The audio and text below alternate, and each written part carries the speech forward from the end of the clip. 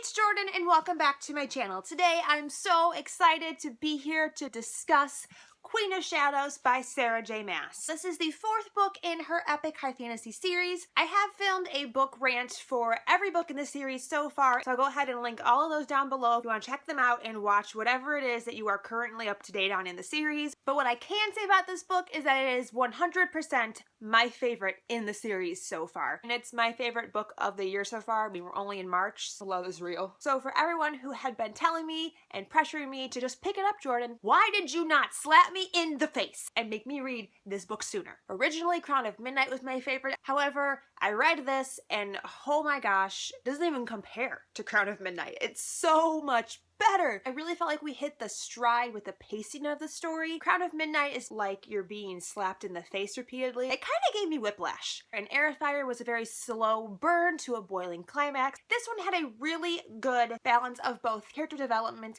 and action. Sarah J. Maas is getting so much better with each book, just astronomically different compared to Throne of Glass. So if you read Throne of Glass and you're not a huge fan of it, I would definitely say continue with the story because it gets so much better. I do also want to make a quick point. A lot of people are very confused on where to read The Assassin's Blade. I would really recommend reading them in the order in which she published them. So I would read Throne of Glass, Crown of Midnight, The Assassin's Blade, and then Heir.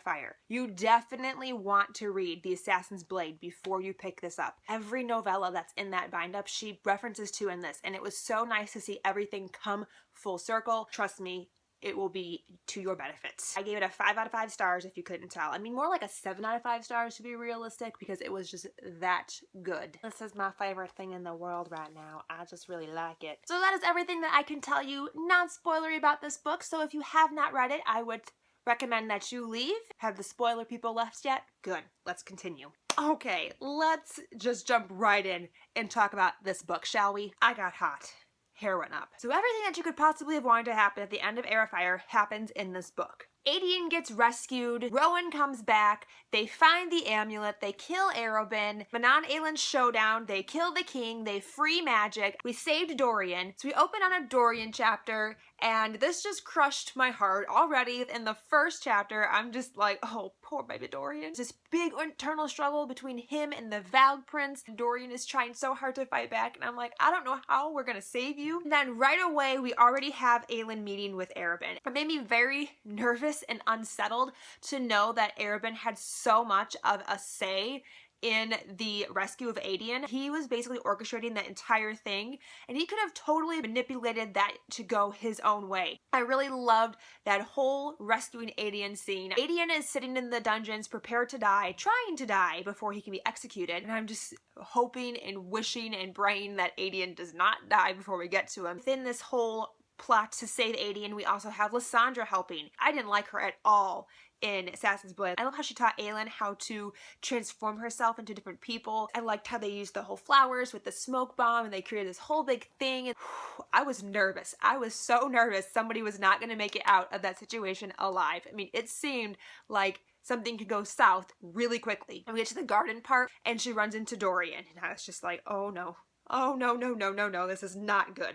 Because Kale is adamant that they are not killing Dorian. And Aelin's like, you know, if we gotta kill him, we gotta kill him. It's a mercy to kill him. So imagine my relief when they actually make it out. And then a couple chapters later, we have the big Aedion and Aelin reunion, and I love them together. I love their dynamic. Are both these headstrong people, and they constantly are getting into it with each other. Their dialogue, their scenes were so awesome. And then when Rowan came in and added to that dynamic, it was just even more perfect. I felt so bad for Aedion because something that he continually talks about is giving his blood oath to Aelin. Didn't Rowan do that already though? Like, oh, how are we gonna break this to Aedion? Rowan just like really casually just says something about it and Aedion flies off the handle. I felt so bad for him. Oh, I think Aedion, Rowan, and Aelin are a kick butt team. Let's talk about Rowan real quick. Okay, can we talk about Rowan? Because I just really freaking love Rowan. He is my favorite character. I knew the moment that I met him in Heir, I was like, I'm gonna like you. So I was waiting for a really long time for him. I mean, we don't see Rowan for the first 235 pages. He did not disappoint when he finally came into play. I just loved him even more in this book than I did in Heir of Fire. I love how he comes in, not just like whatever, but with information too. Just looks at Adie and is like, I know your father. He's one of my friends. You're a full-blooded fae. And then to Lysandra, huh, shapeshifter. Cool. Shapeshifter. What? So not only did Lysandra turn out to be this super awesome friend for Aelin, and I loved their friendship. They're both girls who were taken at a very young age and were forced into these roles, had these very abusive masters, so they have a lot to connect on. I actually like the friendship between them more than I liked the friendship between Aelin and Nehemia. I was surprised by how much I grew to like Lysandra. One of Lysandra's favorite things to shift into is a ghost leopard, and I was always really confused on what a ghost leopard is exactly. Like, does it turn into shadows? Like, what is a ghost leopard? We never really learn what they are. I don't know. I really hardcore ship Lysandra and Adie. I love how Lysandra was like, I need to find me a handsome, charming fae prince. And Adian's like, oh, you mean like me? Yes, like you, just like you. You, actually. He's always referred to as the wolf of the north, and you know, she's a ghost leopard, so like the wolf and the leopard. I thought that was so cute. I'm shipping that ship. Another ship I am totally shipping. More than I did in Heir of Fire. Rowan and Aelin. Oh, I love them together. But this slow burn romance is torturous. It's killing me from the inside out, slowly rotting away my soul, but in the best way possible. Like, I like it. One point where I was reading this and I kind of started to tear up inside because I realized that I can't ever have Rowan because he's not real. I really like that they started off as kind of not necessarily hating each other, but not agreeing on really anything. He really helped her find who she was and helped her mature into this ruler. She's no longer hiding behind the mask of Selena Sardathian. I really think that Rowan is a big part of that. And through his own healing and her healing together, and then they were Karanam, and it was just so beautiful. Their friendship is just so intimate and vulnerable and just sexy. I was dying this whole book for a freaking scene between them, and we didn't get it.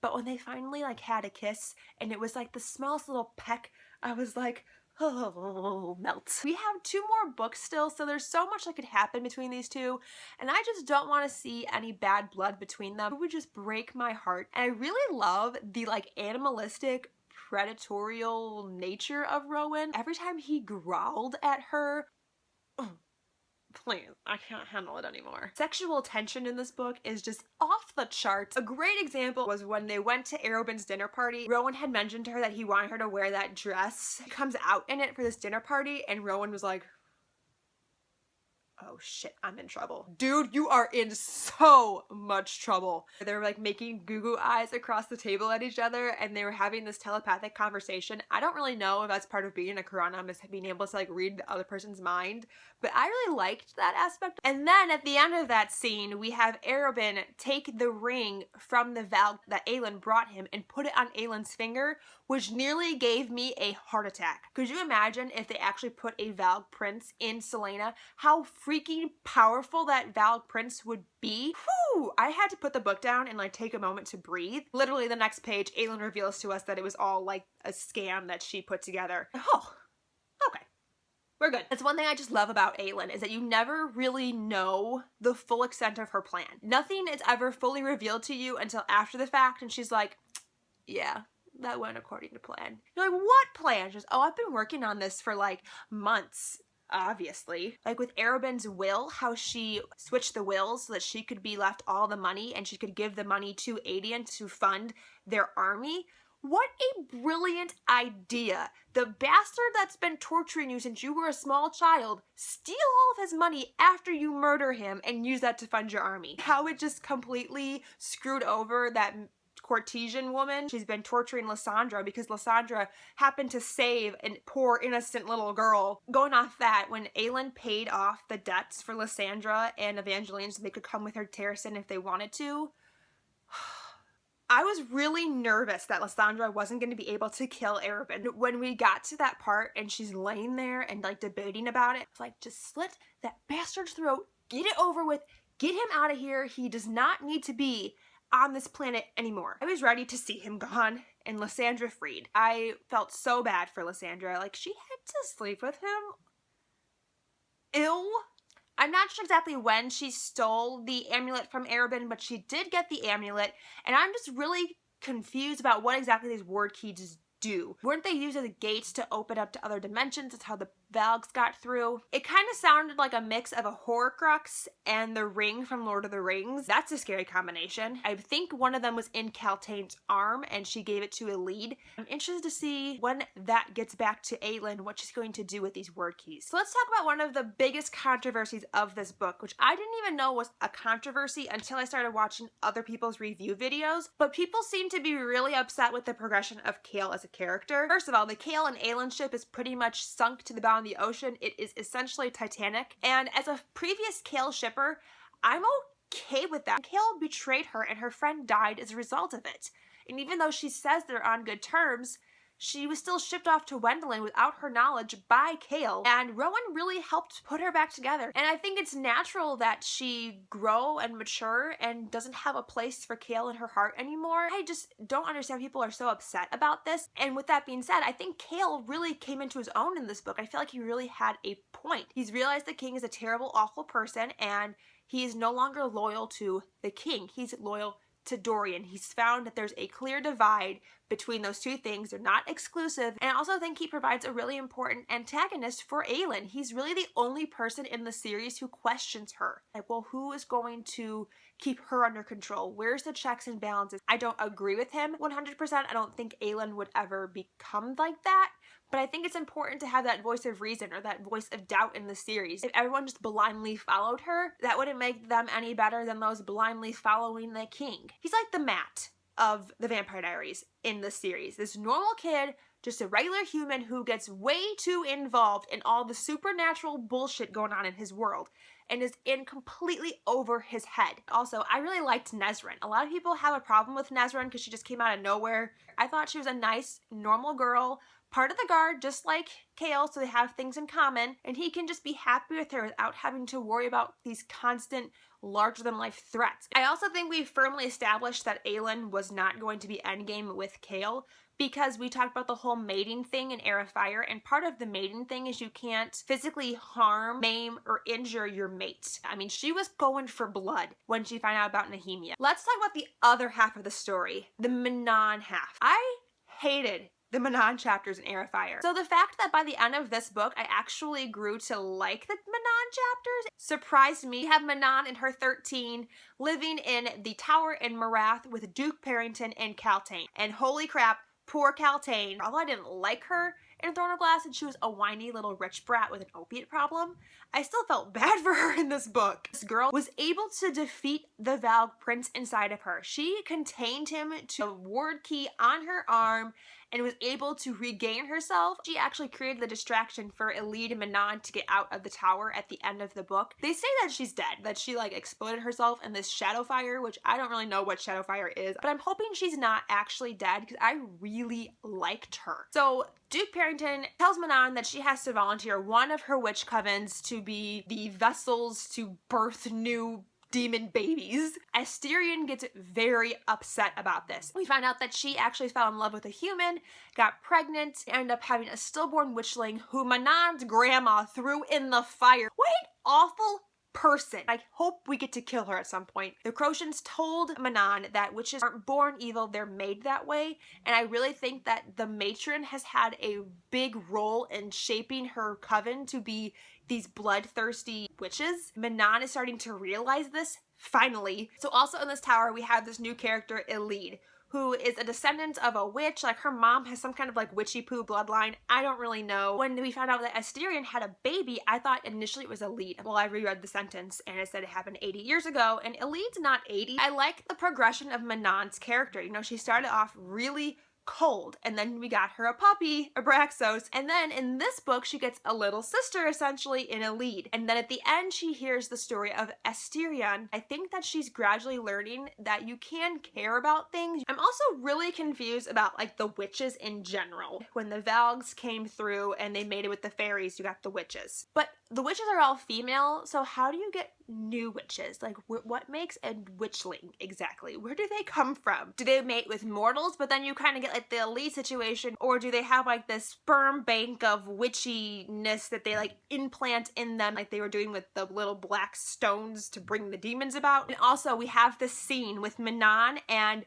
Roland, and I was so sad to see what happened with Roland. As so many other characters are in the series, he's being manipulated and he doesn't even realize it. He came up to the witch's tower and like let his darkness seep out, and the darkness only affected the witches with normal colored eyes. The witches that had dark eyes flecked with gold or ringed with gold or the golden eyes weren't as affected by the darkness. Also, when Manon and Dorian first meet, Dorian's able to push the Valg Prince completely down and have a conversation as Dorian with Manon.